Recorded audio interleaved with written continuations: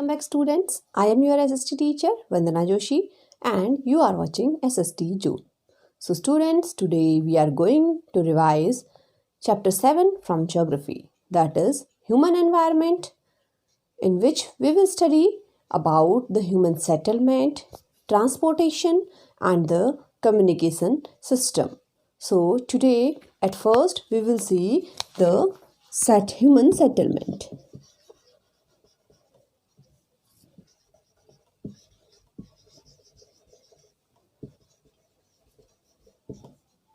Then after that we will see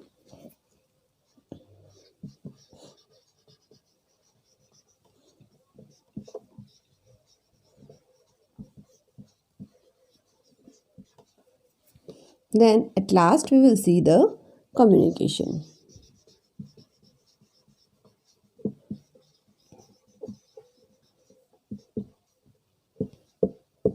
So first of all, if we will talk about the human environment, what is the human environment? A human environment is a human-made environment in which the human beings are developing the environment according to their need, as their home, their transport and their communication facilities. So today we are going to study about these things in this chapter. So first, let's see what is the human settlement. Friends, if we talk about the human settlement, we know the early human beings were living in the cave. Then later they developed themselves and they started to live on the trees, and then after that they started to make their mud houses, and accordingly when they developed they started to make different type of houses, and now we are living in a concrete house. So the settlement, human settlement, it can be generally divided into two types of settlement, that is the permanent settlement and the temporary settlement. So first of all, the settlement can be the permanent settlement and the second will be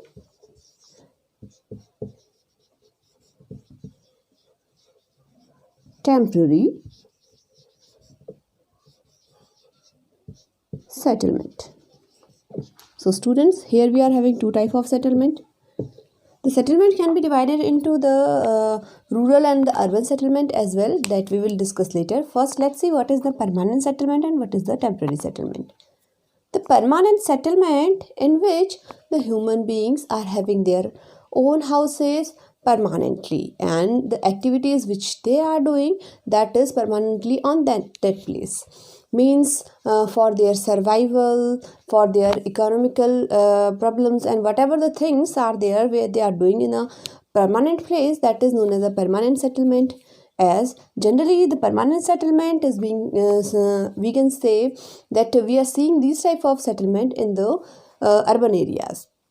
And the temporary settlement, the temporary settlement also we are seeing in the urban as well as the rural areas, but in the temporary settlements the human beings are not having a permanent home, in which generally they are having a place for living only for few months or few years. Then after that they just move one place to another place. Generally the temporary settlement is done by the people, those are known as the tribes, Banjaras, or the people those are showing their arts and craft one place to another place in search of their economy, food and the shelter. So these are the two types of settlement, permanent and the temporary settlement.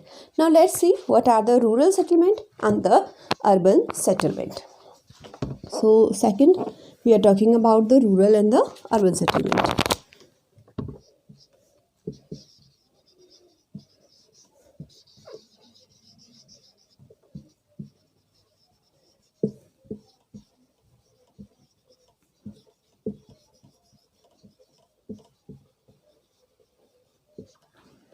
Students, I think so you are having the question that what is the rural settlement and what is the urban settlement. So if we talk about the rural settlement, first of all we will go through it. Rural settlement, the settlement which is in the village area, where the people are, we can say, engaged in the activity like farming, animal rearing, hunting, and collecting the forest fuel and these type of activity. That is known as the rural type of settlement, or we can say the village settlement. Here the houses can be into two forms, that is the pakka houses and the kacha houses. Pakka houses which are formed with the concrete or some strong material. Kacha houses which are made from the twigs, stick and the mud. So the rural settlement is also divided into two parts, that is the compact settlement and the scattered settlement. If we talk about the compact settlement in which the houses are nearby each other, means the houses are in the near form, or they are little bit close. So that type of settlement is known as the compact type of settlement in the rural areas. Generally, the compact settlement we are seeing in the urban areas, but in few developed villages we are seeing the compact settlement as well. And if we talk about the scattered settlement, the second type of settlement which we are seeing in the rural area, that is the scattered settlement. In the scattered settlements, the houses are little bit far from each other. Might be you have seen in your villages the houses are not nearby. So that scattered type of settlement generally we are seeing in the rural areas, in which the houses are too much far from each other. If you will see, one house is here, so one house is too much far from another one. So this type of settlement is known as the scattered settlement. Now go through the urban settlement. Urban settlement means a settlement in some city type of area. Generally, we are seeing the compact settlement in the urban areas. In the urban areas, the human beings are included in many type of activity. And these activities are in the factories, schools, machineries, and many more type of offices are there in the urban areas.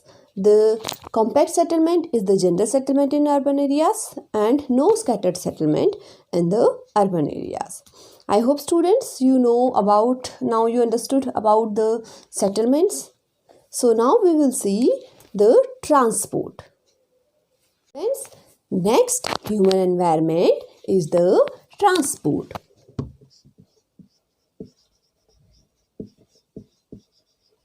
What is the transport? Movement from one place to another place, or the migration is known as the transport. But the transport is not this much only. The mean of transport nowadays is more than the movement. Even we can say the transport is divided into the different medium, because the mediums are now not only land or water, there are airways is also there. So the transport is divided into various types. The ways of transport are totally 4. So there are total 4 types of transport ways. One is roadways. Second is railways. Third is waterways. And the fourth is airways. So students, that can be categorized into 3 categories. The roadways and the railways we can include in the land transport. The waterways, those are inland and the sea transports. These are included in the transport, or we can say the water transport.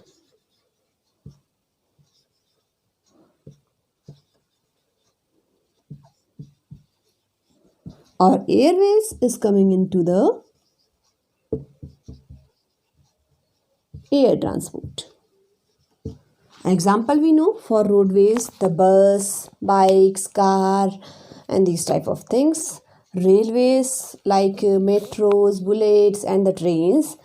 Waterways, ship, boat, and many type of this waterways examples are there, and the airways, in which we can include plane, helicopters, and so on.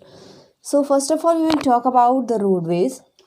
The roadways are the oldest medium of transport and as well as the easiest way, but it is taking a lots of time, and for the human transportation it is taking only a few amount of the human amount, or we can say the people, if they are going in a bus, around 40 to 50 people can be moved from one place to another place through the roadways, or it is taking a little bit time as well, but we can say the roadways is a good way of transport because it is connecting to the smallest area as well with the cities. If we talk about the railways, so railways is the best transport as compared to the roadways. Why? Because in the railways it is very good for the cargoes and for the passengers. In a bulk, the passengers can move from one place to another place, and it is much time saving as compared to the roadways. Now let's see what is the waterways. Students, the topography of the world is not similar everywhere. Somewhere it is land, but most of the land is covered with the water, and many areas are there which are not connected with any road or the railways, and many areas where the air transport is not available but water transport is available. So for that, and especially for the commercial purpose, the waterways is available for that. Water transport is also divided into two parts. One is the inland transport. In the inland transport, we can include the transport through the rivers and the lakes, means which is connecting one place to another place inside of the land.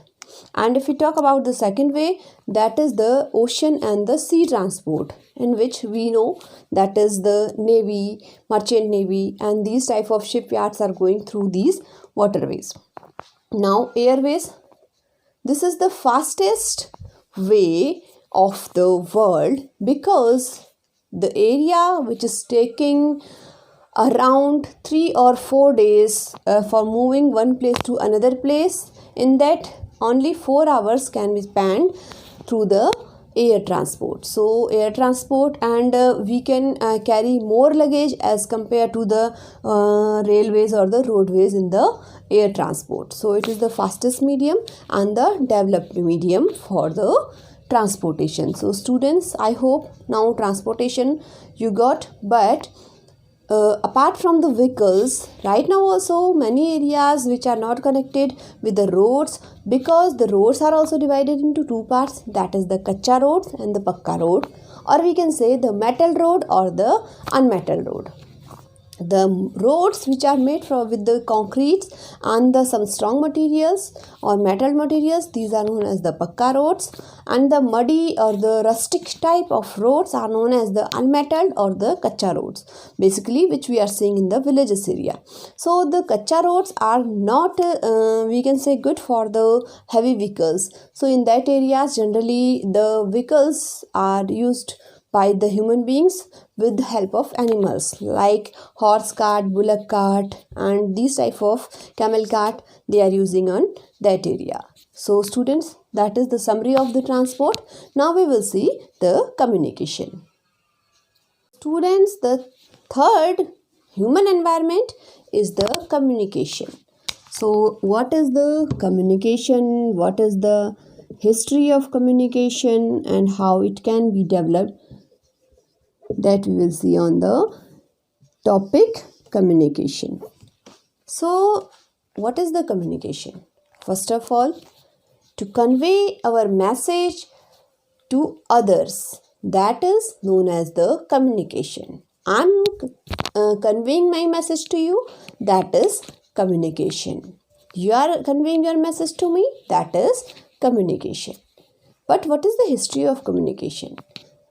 In the past, when the early human beings were there, they don't know any language, but they started a sign language and some kind of whistles to communicate with each other. Then after that, later they have seen many type of pictures and many type of things like flowers, butterflies, sun, and many things.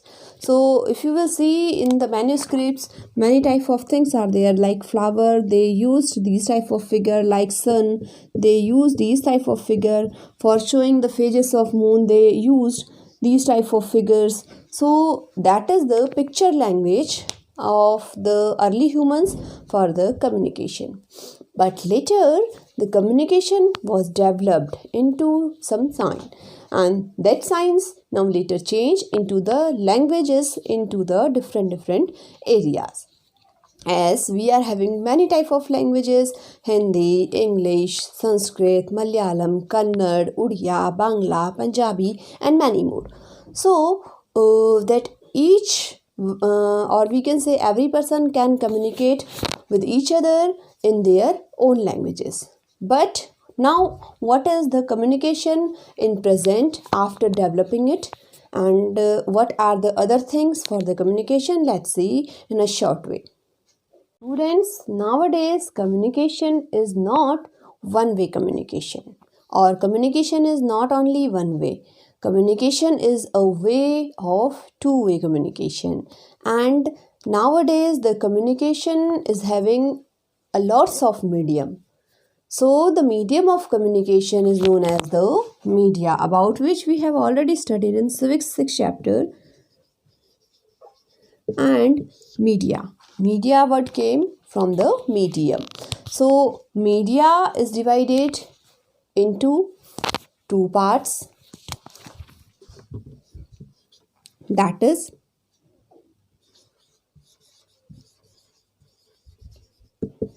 electronic media, and second is print media.